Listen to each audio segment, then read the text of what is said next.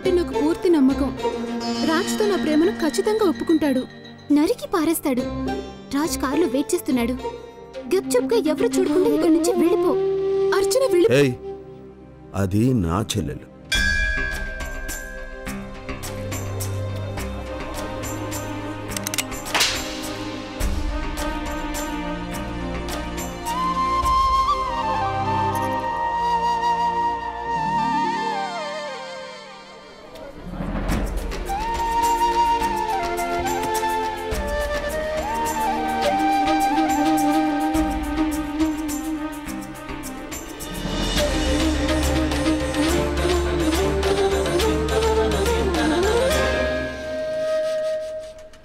అతనంటే నీకు అంత ఇష్టమా?